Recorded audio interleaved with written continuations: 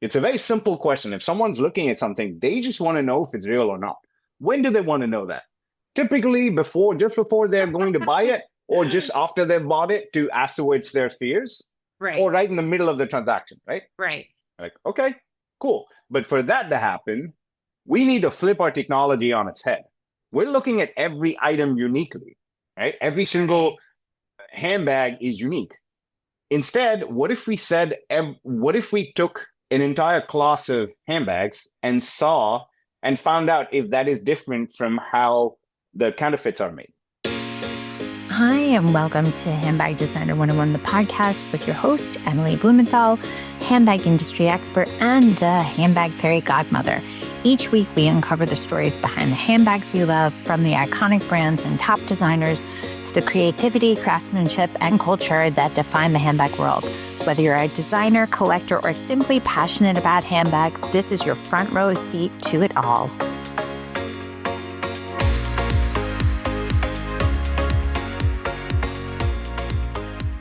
Hi, welcome to Handbag Designer 101, the podcast with you, Srinivasan.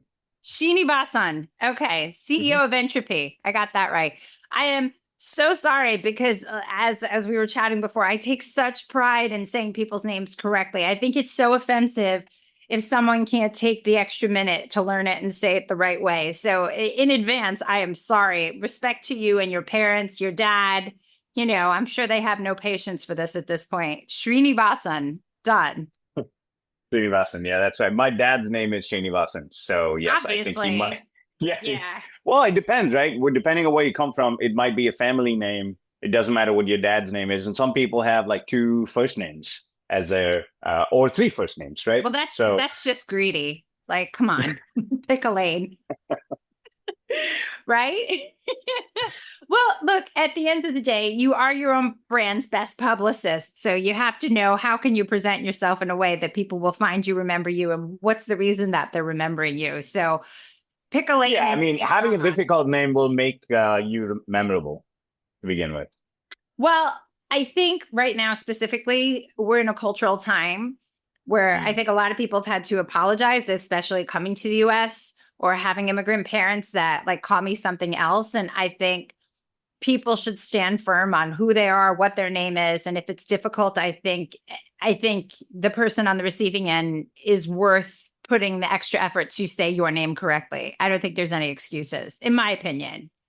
Try harder. That's your name. Move on, Why not? Sure. I mean, the other side works as well. Some people just want that conversation to be easily lubricated in the sense of, not wanting to spend too much time on the name. So they come up with something that sounds similar to what they are. So they look at the middle ground, right? And Right. I get that too.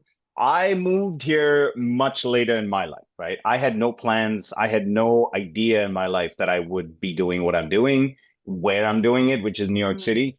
But I always had some idea in my head that, hey, I want to make a difference. I want to build something that has an impact, which is material. And by material, I don't mean money. I really mean things that try to make lives better in some way. Yeah. And because of that, so I grew up, most of my life was spent in India. And then I moved to the US. I've never had a job here. This is basically the only thing I've ever done in the US. I used to visit here, with different companies that I used to work for before, but I'd never been to New York ever. And I just Isn't that picked up my wild? bags and said, well, maybe, I don't know. Well, It was just what an number instinctive choice. what number child are you? I'm the second, and I'm definitely the black sheep. Wait, you're one of how many? Just two. I'm the Oh. younger. Yeah. So is your older sibling an overachiever, color in the lines, doctor, lawyer, like does everything Yeah, right? the doctor. Yep. So I align and identify with you as a second born black sheep. I always say I'm the middle child without a younger sibling. So, that's like, I think when you have someone that you grow up with who is such an unapologetic, overachieving person, that you have two options. You either are a slacker or you do your best to overachieve, but your way is never going to be the same way they do it. And you'll always go, the back way, around the corner, upside down. And then, by the way, I'll meet you at the front. That's exactly right. And no matter what you do, it always somehow ends up hurting your folks, which I feel very sorry for Yeah. because they had a tough time with me because exactly like you said, I had a lot of questions about things like religion. Yep. Hey, why am I asking questions and saying, hey, random person? I completely respect religious people, absolutely, and I understand where they come from, where I've grown up to understand where they come Mm. from. But I had a lot of these questions, and we come from a very religious family, or a pious family at least, which meant we were very ritualistic. And it started there, and then it expanded to ask questions about everything, Mm. but not in an annoying way, in a very challenging authority kind of way. And so, yeah, which is why I said it's possible that I've been building this because I'm probably likely a very bad employee. So, this is the one way in which I felt like, hey, this needs to happen, and we need to be building this, and that's it. Well, I want to back into this because we're, Mm. like I said, this is organically speaking, coming Yeah. from someone that you said that your name, some people they want it lubricated, another great word. How did you come up with the name of Entropy? And what does it represent to you Yeah. The name has some etymology to it. Wow. Yeah, as it it does should? have some. Yeah, so the original thing that we started building, Ashlesh, who's our co-founder, who's my co-founder myself, what we started doing was talking about the inherent randomness that's in the universe, right? Everything has a level of randomness, which only keeps increasing with time. If you counted randomness, and by the way, for the record, I'm not an engineer, but I could have been one, but I ended up becoming a journalist by education, actually. And my co-founder was a PhD. He's a PhD. So So we used to have these. one of you is the respectable child. The other one is like, wow, he's just a writer. Exactly. Yeah. You need one of you to be the grown up if you're going to take this leap of faith between the two of you, because one of you needs to ask questions and the other one needs to say, okay, we still have a path to follow. So it sounds like a good mix. Kind of. Yeah. I think that's a good way to characterize it. I would also say one of us was intelligent and actually could do things, and the other one was just smart because he knew how to talk to the intelligent people. Right. Mm. And I think what we used to have a lot of these conversations, and we realized that, hey, what if we, so the way we met was through a common friend of mine. And my background is, like I said, I was a journalist. I worked in a bunch of different companies, did various different things in my life, and I never really wanted a job in my entire life. Not to say that I was privileged. My parents were completely middle class. They worked for the government, so I never really saw a lot of money. But that didn't stop me from hustling a bit, getting money if I needed to, doing odd jobs. But I also had a creative bent where I wanted to make movies, I wanted to make music.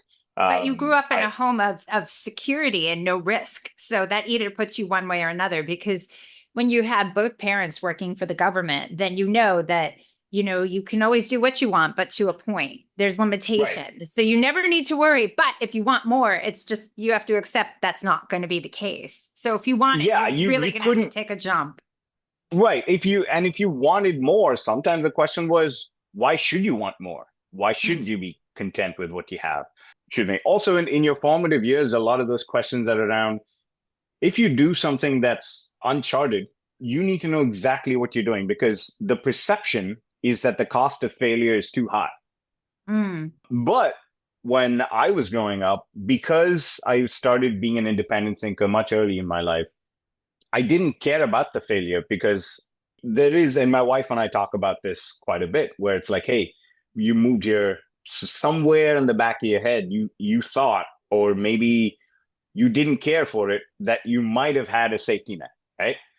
And I would say there was a safety net, but that safety net was absolutely unattractive in the Hmm. sense for the kind of people that we are for building this, it didn't matter because we didn't want it to ever come to that point. It wasn't like, playing a poker hand where it's a big bet, but you have maybe the second best hand and you're like, hey, should I take a shot at it? It wasn't a situation where you can afford to lose that money and you're making a strategic choice. So Right. the premise of you can afford to lose money was never even there. it's completely a free for all. So you could potentially bet everything you ever have on Right. it, or you could build yourself up to a position where you have nothing, therefore you have nothing to really bet and you have nothing to lose. Right. Right. It's So so the definition of entropy ties into that, in your opinion? I'm so sorry.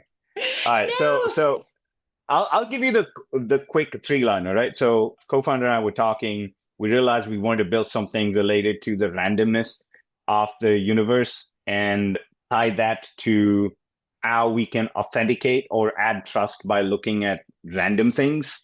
And the definition in physics in general for randomness, you can quantify randomness through entropy. That's TROPY. Right. But we wanted to use entropy to determine the truth behind things. So the TRO became TRU. So the idea and the company's name, everything is associated with finding the truth behind objects, using randomness and building trust in transactions happening anywhere. Because the mission for the company always was and will be in adding trust where we feel or where there's evidence that there's a trust deficit when people are transacting in things.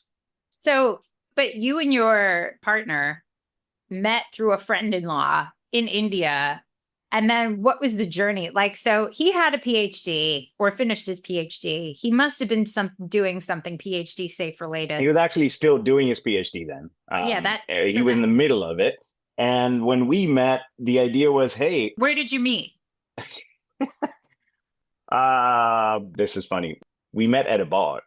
I was going to say, if it's not a bar, it's a little disappointing at this point. But my first question to him was, hey, nice meeting, blah, blah. I still remember so well. Great to meet you. Heard a lot, blah, blah, blah. Let's just sit and chat. What would you like to have? What do you do? Beer, whiskey, gin? Oh, I don't drink. Oh, was that okay. Was that a little sus to you? It was complete sus. Because I've always maintained that, when people don't have any like that? vices, yeah. Yeah. So, so I'm like, okay, fine. Yeah, that's fine. We'll get you some soda or something. And let's order some food and start talking. And turns out he doesn't eat any meat. I was just going to say, he must be vegan or something. We're going there. Yeah. And at that point, I used to smoke. So I picked up a cigarette. It's like, how about that? Nope, nothing. I was like, oh, this is going to be a long dinner. But to be Indian and to be vegetarian is not unique. It's not unique, but it was different because if that was all the case, all of these things were true, then you might not be seen in a bar. That's true. Right? Like, why'd you come to a bar? We could have gone somewhere else. We could have gone to a regular restaurant. So this was not transitive. A did not equal C. So there was something in between here. Exactly. And I wasn't sure if I wanted to find out what that something in between was, right? Right. So we started talking about it was a generic conversation about a bunch of things, what he's working on. And I think at that point, he was trying to see if anything could be done. So it was very exploratory at that point. And anything could be done in terms of what? In terms of, can this concept, this theoretical concept, actually be productized? And I don't even know why he wanted to talk to me. No, but what was the concept? The concept was, do physical objects in this universe actually have their own unique identity? It's a simple question, right? And if that is the case, is it worth looking at productizing it? And again, this is just a theoretical paper, right? This is a PhD paper. So from there, we moved to, oh, maybe it does. Oh, if it does, should we build it? If we do build it, what problem is it potentially solving? If it is solving a problem, can it actually become a product or a service? And if it is a product or a service, how big can it get? Where can we sell it? Who can we sell it to? So there were a huge number of questions that we wanted to answer, right? And this is all very much before AI, before any of that. Way before any of that. Any of that. And my thing there, the thing that still, even today, that I'm so, like, my eyes light up every time I talk about it, is the fact that, one, this is actually true. There is evidence to say that every single thing that even we make, every single thing that exists on the planet has something extremely unique about it that can only be itself, right? It's like the difference between looking at, and I will go back to this analogy later. It's like the difference between looking at someone's face versus their DNA, right? So depending on the frame of reference, you can identify someone through their face, or if you don't, if you can't see the person, or if you see 20 people that look exactly alike, that I don't know, what would you call that? Clones. Yeah. Dodeca something like that. But if there were 20 people that looked exactly alike, you would probably have to go to their DNA and look at, okay, this is that 0.1% difference, right? So that was the idea. It's like everything is unique, yet they can be similar. Like, oh, so it was a mind blown moment. And I said, you know what? I'm just switching jobs now. I was moving in from a software company to a sports marketing group because I love sport. I love the whole concept of the commercialization of it or the franchise model of it. And I was about to move to actually manage the contracts of an extremely popular cricket player at that point, like one of the most popular cricket players of all time. And I had a choice then. It's like, okay, do I do that? Or does this interest me? Do I want to explore this? I mean, I this said, is such you know an what? existential, sober conversation you had from meeting someone to saying, okay, can this construct of things having its own number placement of some description, can it be marketable? Can it be sellable? And what's the why? And who would buy it? And how could we commercialize something that is essentially nothing right now? So that is Exactly. quite the, I mean, and that is quite the conversation to have, being like, so should I not take this day job that's going to pay me a lot of money, or should I just take a leap of faith and jump into this, like, cosmic era of maybe I'll start my business with this guy that I just met who doesn't drink or eat Yeah. meat? Right. That's exactly right. And at that point, it wasn't even a technology, right? It was just a concept. It was literally a thought. And then, and you know how it is, you start somewhere and you end up somewhere completely different. But that wasn't on our mind. I think the amazing thing about how we're building this or how we have built it, at least thus far, is that we've always hung on to the mission and hung on to the things that we have absolutely loved, which has been, okay, here's an idea. Okay, great. Nice idea, but it means nothing. Validate it, right? Get feedback on it. Go take every single baby step there is to take. Don't skip any step because every step teaches you something. So we didn't even know at that point that we were following a lot of the well thought through schools of how do you build a company, how do you build a product in the early stages, and how do you take it from nothing to something, and then from something to something bigger, and then take it through different stages. So we To kept monetizing. yeah, I monitor exactly. So, and that wasn't on one hand, I was always thinking about it because I've never wanted to build anything for free. But on the other hand, it was, is this even possible to actually build into a technology or a product? Because it's just a concept, right? Everything having a unique fingerprint. So, Can I just pause for 1 second just sure. to make sure? Because I want to mention this and then we'll go back. So, just to make sure, as a result of this, because your story is so fascinating, and it's so many bold choices. But can you just touch upon how Entropy ties into handbags and what this would do and the value of what this represents? Because that's how I Sure. found you. And then we'll go back to the building of it, because I think that's important to bring this all full circle.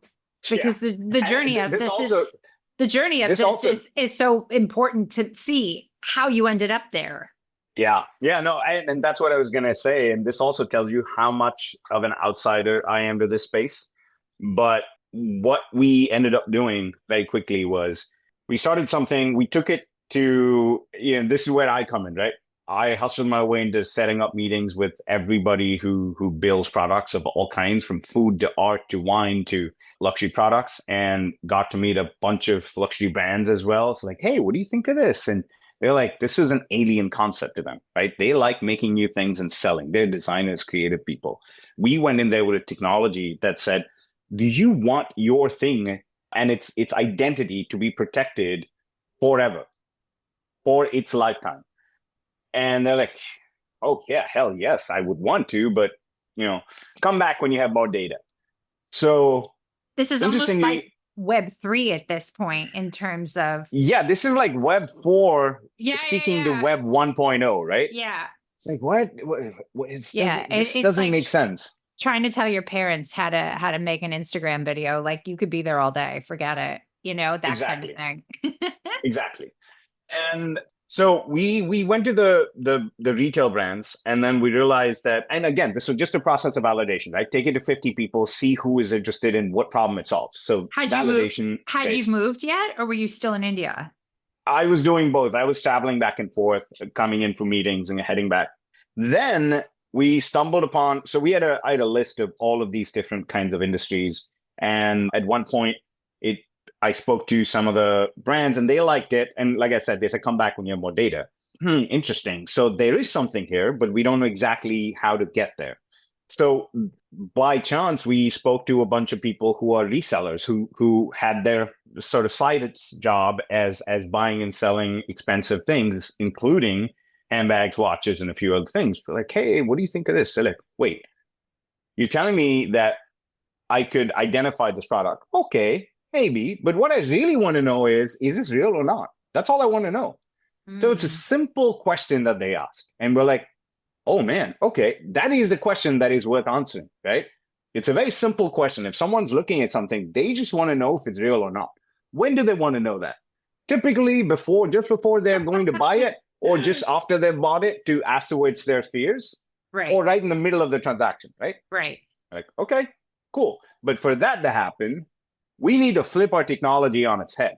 We're looking at every item uniquely, right? Every single handbag is unique. Instead, what if we took an entire class of handbags and found out if that is different from how the counterfeits are made? If you ever wanted to start a handbag line and didn't know where to start, this is for you. Living proof that independent designers can make it big. Emily Blumenthal is one prime example. If you had dreams of becoming a handbag designer and didn't know where to start, this is for you. If you have a handbag brand and are in need of strategy and direction, this is for you. I'm Emily Blumenthal, handbag fairy godmother and handbag designer expert, and this is Handbag Designer 101, the masterclass. Over the next 10 classes, I will break down everything you need to know how to make, market, and manufacture a handbag. Broken down for you that you'll not only skip steps in that handbag building process, but also save money in that learning curve. For the past 20 years, I've been teaching at the top fashion universities in New York City, created the Handbag Awards, and also the Handbag Designer 101 podcast. I'm going to show you like I have countless brands, from sketch to sample to shelf, whether you're just starting out and don't know where to begin, or even if you have a handbag line and just need some strategic direction, the Handbag Designer 101 Masterclass is just for you. So let's get started, and you will be the creator of the next It Bag. Join me, Emily Blumenthal, with the Handbag Designer 101 Masterclass.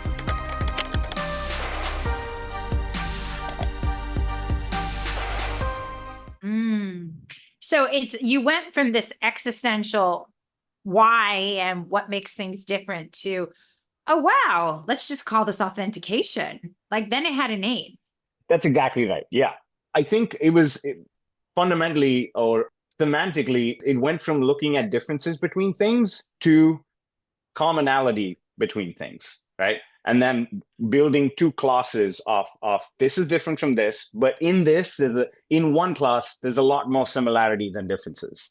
And what is it actually true? Is this, again, this was another theoretical concept, right? So we had to validate it. So we actually built a product, a very basic technology. And we did it with LV, with Louis Vuitton handbags and wallets and a bunch of things. We're like, hey, they all have a certain standard. What if we collected data from different eras and saw if computers could understand these different eras and the commonalities, and then create a new class of just counterfeit products, fake products of all different types, but similar looking to this, authentic class, and then see if it actually can detect. So we did a small project, did it for about 3-4 months. It worked. And we took the technology to one of the biggest resellers, currently biggest resellers, who at that point weren't that big. And we had a 35, 40-minute conversation. And at the end of it, they were like, hey, why don't you build this for us? We're like, wait, are you trying to acquire us or acquire us? And they said yes. And like, interesting. We don't even have a product. So from trying to identify a market to getting an offer to be acquired was kind of a big jump. So in terms of this, how were they tested side by side? Was it like a 360 laser? Was it someone scanning the codes? Was it someone checking the interior labels to make sure the numbers match up? Like, so you're having this conversation because, I've spoken to enough authenticators. I am not an authenticator. It's like, I need to say I'm not a lawyer. When you give advice, I'm also not an authenticator, so I can't give advice to that. But there are many things that determine what's real and what's not. So how were you able to work backwards in terms of that? That's a good question. So we didn't work backwards at all. We just collected that data. We looked at it more from a data standpoint. We understood that there were a lot of signals, so to speak, which can indicate the authenticity or the lack thereof. But we looked at it purely from the perspective of, hey, I know that these things are definitely fake. I know that these things are definitely authentic. So let's start there, right?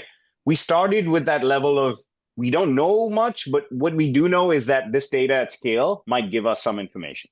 So going back to your original question, we were looking at only images because the idea that we had was we wanted to build something scalable and repeatable and something that everybody could use if they had to. But we realized that in those days, at least, the optics that were available on phones, etc., weren't that good. Yeah. So we said if we're going to build something like this, if at all, if it ever comes down to it, we're going to have to use a deeper frame of reference, right? Similar to, looking at a photo of a face or looking at the DNA of somebody. Right. So we said our frame of reference needs to be deeper because the new information that we get, the quality of that data is going to be consistent. So again, everything was approached from a data standpoint, right? Because data, in our view, was scalable. We could scale that knowledge and data, and it would continually get better. Because in those days, the state of the art was a QR code or a hologram or some kind of a number, right? We said, okay, anybody can copy that. And once you've cracked it, that security is worthless. So you have to keep playing that spy versus spy game. Right. Compared to if you're doing AI or if you're doing it based on data, then you can always afford to stay, 30 paces ahead. Right. Because you're getting new data. So going back to that, we collected this data. It worked. We were almost acqui-hired. We said thanks, but no thanks, because again, we use that as validation. Okay, there is a market here. If we don't even have a product and they want to acquire us, there is a deep enough problem. So we got deeper. That's how we got into handbags. And then the question was, okay, all of this is fine, but where the hell are we going to get this data? We need to now map 100 years worth of handbag data. Who the hell even has that information? Right. So in a way, looking back, it was doing the hard things first, right? We embarked on a glorious global adventure on collecting data. We went all over the world, posing as wholesale buyers for authentic product, for fake product. We stood in the line. Some weird looking guy who doesn't look like he should belong here was actually standing in many of the retail stores' handbag sections, asking questions about how things are made. What kind of leather is this? The stitching qualities, and how do you, asking the essays, what goes into this, and how do you know, like, what can you tell from these different ways of construction and different eras of, and I've heard this in your previous podcast as well, which is all true. I mean, there are transition years when we would see data that comes from the authentic class, which looked really bad. Like, oh my God, how is this factory so bad? But then we saw a lot of it. Right. We saw that to be consistent, right? Yeah. And then we realized that, okay, so this is not it. And this is why I was talking about, a lot of people think about authentication as if you're looking at a checklist and looking at a bunch of one or two signals, like, oh, if they have this grommet incorrectly stamped, it must be fake. That's not how it works at all, right? Because of these idiosyncrasies. So that kind of taught us to also be better authenticators. So we had to become authenticators ourselves. I was authenticating for the longest time, and I had no idea. The only exposure I had to Hermes for the longest time was my dad. When he'd gone to France once, he got me a nice little bottle of cologne. And like, okay, this sounds interesting. And then, of course, in school, you learn about history and the Greek gods, etc. But as a brand, I had no exposure. Right. But when we got into this, it's like, oh man. So it was a journey of discovery for myself, Right. understanding how these things were made. And honestly, I really have come to appreciate that. I don't collect anything, maybe perfumes, that's my thing. But I don't collect any of these types of products, but I do appreciate the artisanship, the work that goes into it, the thought that goes into it, the consistency that they have is not easy to do, especially at that scale. Right. It's so, I mean, I'm so digging this. It sounds to me that you were more, and you can correct me, but you were more shopping for a business idea, less so what the business idea was. And this just kind of stuck. Like this answered and checked all the boxes of your need to ask questions. You found someone that was on the same wavelength that you could bounce ideas off of, and that he maintained your interest, because for people like you and me, it's hard to keep our interest. It's hard. And it's also hard for people to want to stay along for the ride of being with you, considering who you are, because you got to be a lot of a person to be able to do all of this. And unapologetically, you just have to be, because you have to be pushy. You have to be persistent. You have to be willing to keep showing up at the places where people said, no, you can't come in, because you got to keep, like, you got to get to the bottom. Like, wait, I need to know. Can you explain this to me? Yes, I need to know. That's it. Wait, why did they use the stitch? No, but what makes this stitch so interesting? But wait, why? And why did they have to move? Like, they had a great couple of factories in this particular country. Why did they have to move? It made no sense. I mean, everything was working great. Yeah.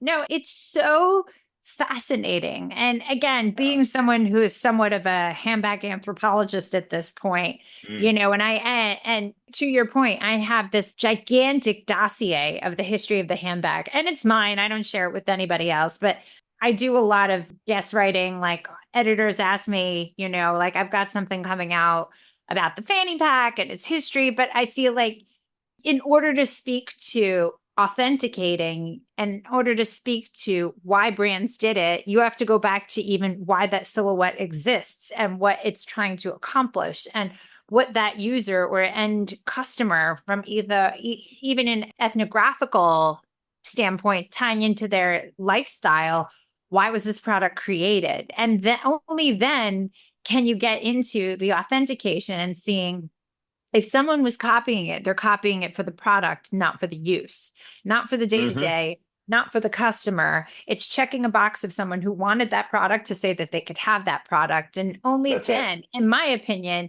can your technology separate the difference, or at least identify it. And I'm no tech person either, but that is just what I can surmise. So it's all these are bold choices. I mean, you started this in 2010, so it's been a minute. 2013, and then we didn't raise any money the first few years. We were running off of a grant that we got from NYU to pursue this, and they were kind enough to even give us an office. And that's when I moved to New York, saying, "Hey, I think this is the right place to build it." We originally registered the company in involved because my co-founder was doing his PhD at NYU. He had his own thing, but then we ended up having our own space. That's when I started visiting back and forth. And it was just a question of, hey, it just seems like we need to build this in New York, in the US, but specifically New York. And it was a very easy, instinctive choice for me to do that. But looking back, I don't know what I was thinking. I think most of the times when I ask that question to myself, what were you thinking? The answer is pretty much the same. It's, I wanted this to happen really bad. I wanted this to exist. And that's still the same. I think with Entropy, the idea and the way we approached it and where we ended up and where we are going, a lot of it comes down to, what do we want to do with this? Where should this go? And what should this be? Those are core questions that we ask ourselves all the time, outside of, the business side of it, or the numbers, or the accuracy in the product. And the answer, thankfully, at the very high level, all of us, on the board now and co-founders ourselves have a very simple answer to it, which is, hey, this needs to exist to help society at large. And now that it exists, it needs to be the biggest, best version of itself. But the bigness of it is not necessarily about, I want to build something big, right? the benefit that people have out of it people get out of it is really what we're after, because it's an emotional need. And I come from traditionally a much lower trust society, right? A lot of people are for themselves. And I've never liked that. I've liked Ironically, people. with Yeah. parents that work for the government, if that's the case. I That's know. so And my interesting. dad he was so by the book. He was like, he never, and in a world where a lot of these things could have been going your way, secret, you could have secret handshakes, etc. He just had one job all his life, and he was always extremely above board and kept talking about integrity. So in some ways, so imagine hearing that while being the black sheep, right? And and growing up, you do all the unsavory things, not criminal things, but unsavory things. So in a way, it's almost like a path to redemption for myself, but it also is understanding the value of goodness to society. And we try to do that. And I think the more we do it, the more the world benefits from not just, and we're only one small part, right? We're not really the most important thing on this planet. Absolutely not. Probably one of the least. But on the other hand, if we're able to help somebody have that peace of mind and ensure that that peace of mind continues, right? Not just for that transaction, for that moment of interaction. And that is really important as a motivator for us, which means we want that peace of mind to be scaled up, to be accessible to everybody. And that's our pursuit.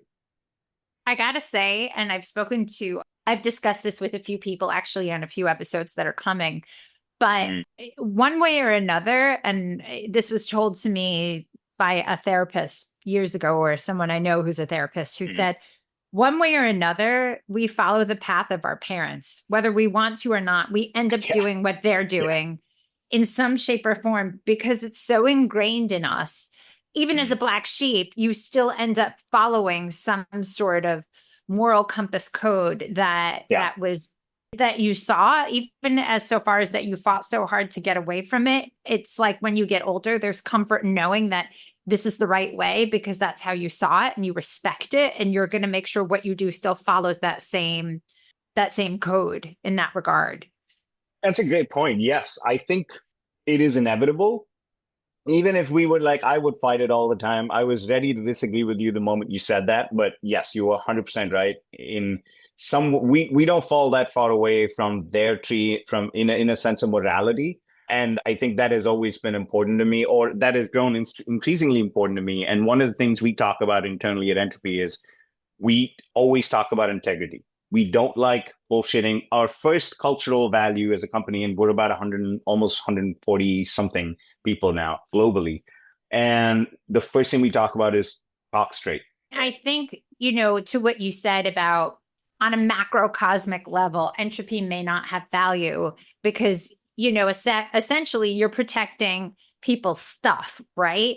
But on a microcosmic level, the whole essence of people buying things and what I teach, people trying to understand as an entrepreneur and building a product and recognizing people's budgets are separated into needs and wants. And a lot of time they get commingled. But if someone is spending their hard-earned money, even if it's $1 or a rupee or whatever, that should then be protected, that they're getting what they bought. That's exactly right. That is just let them get what they paid for. That's all, right? It's very simple. And sure, it sounds simple, but there's a lot of work that goes behind it. Yeah. But then again, nobody needs to know about that. It's not that important. It's important to us. Right. But that doesn't make it important to the whole world, right? Correct. Just give them what they think they're buying, and make sure you're protecting people, because there is goodness in that. There is a positivity to society. Yeah. And look, I also get the other side of it. On one hand, you can say, oh, counterfeiting is bad. And there are a lot of bad things about counterfeiting. Yeah. In fact, we're doing a project now where we are running every single or a huge, I think over 1,000 different fake products through X-ray machines, understanding what they're made of. And the results are not looking good, not good at all. So the one thing, if anyone is listening who thinks reps a cool thing, trust me, I was 18. I also thought they were cool. I bought a lot of the whole thing, right? And I bought a lot of them too. I grew up buying them. My mom used to buy them for me in school. because you had one pair of school issued shoes, and then you'd go buy the one off the pavement and wear that 4 days out of 5, right? That's just how we grew up. But what you don't realize is that you think that there's no victim in this entire process, and screw the man for asking you to pay that much. What you also need to understand is if you think that, then you are the victim. Correct. And I have to say, I think that comes with age, comes that kind of knowledge of recognizing. And just to end cap what you were saying, when I got into handbags and accidentally became an accidental designer, blah, blah, blah, it was one of the first times I recognized, and this was before the days of everything being PU or faux leather or vegan leather, whatever the hell they want to rebrand it. It's just not real. It's chemically made at the end. Exactly. It's artificial. It is. However, that's when I learned about pig leather and how that's what the factories in China were using before cow, before lamb. It was skived, which they cut a layer out, but it was all pig leather. And I thought, and so people were saying it's still leather, again, before people had the wherewithal to say that it wasn't even leather at all. And I thought, oh my God, because the touch, the feel, the weight, the smell, the whole thing, the way the chemicals are taken on. I mean, Garmento Offspring, I learned about lab dips and all that and things coming back. And, the top of line sample from production didn't match. Like I get all that, but and understanding that if I'm going to spend that money and I'm going to wear that product out, if this is what is going to represent me as my personal brand, I definitely did not want it to be pig leather. And I could assume with full confidence, nobody else would either. But I think that there's also an issue there, right? Like you knew it, but then there was probably, and correct me if I'm wrong, there was probably a sense of doubt as to, okay, I know it, I care about it, but am I sure that everybody else cares about it? Smoke buys mirrors, so it's all relative. Right. That's the line that, fake it till you make it. So a lot of people are using it to help build their own personal brand up. But it's, I don't think you and I can ever dictate why people buy things and what their reasoning is. Is it because they want to look better? They want to keep up with the Joneses. They want to prove that they are one of those people who can afford or give the illusion. Right. There will always be people who are happy buying knockoffs or dupes. Yeah. And then there's the people who just don't know any better. And I think, your job has to cover at least one of them, because those who buy dupes are buying it knowing full well. And those who aren't, then they should be protected one way or another. That's exactly right. So there's one side, which is, one of the analogies that I frequently use is, this idea of us always operating on the edge of criminality, right? Our job is to actually prevent a crime from occurring, right? Yeah. And the analogy I use is, does Batman ever come and say that, oh yeah, crime's done in Gotham, all of you go back, right? That's not how it works. Crime's always going to happen, whether we like it or not. And so our job is really to be the gatekeepers where we can, where people allow us to be. So it all comes down to what consumers want and what people want. And we cannot control what other people do. What we can control is what information they need and what they can get on demand. So that's why, we do it the way we do it. I want to say thank you so very much for being part of Handbag Designer 101, the podcast. I want to absolutely have you back in the future to talk about the state of the market, because I feel like getting into what Entropy does, your backstory, the whole thing, because I think it would be interesting to have another conversation to speak about what you do and what you're dealing with and what you're trying to develop as a result of what the current trends are of counterfeits, because I think that's a great learning lesson. That's a whole other full-on conversation. But how can people find you, follow you, learn more about Entropy, the whole thing?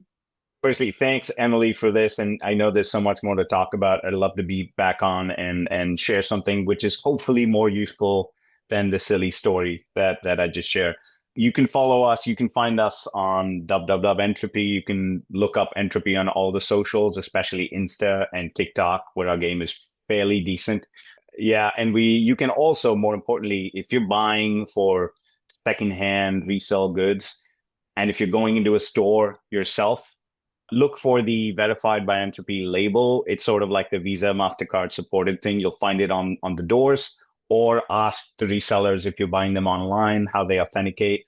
And if possible, ask them for an Entropy certificate. Because if you do, if and when that item turns out to be inauthentic or we couldn't call it authentic, you are fully financially covered by us. We don't take a cut of any transaction, but we're saying that if we get it wrong, you get your money back, we'll take possession of that fake, if it is a fake. Wow. That's the nugget I want to hold on to. Thank you, Viju, so much for being part of this. Thanks, Emily. Appreciate it. Thanks for listening. Don't forget to rate and review and follow us on every single platform at Handbag Designer. Thanks so much. See you next time.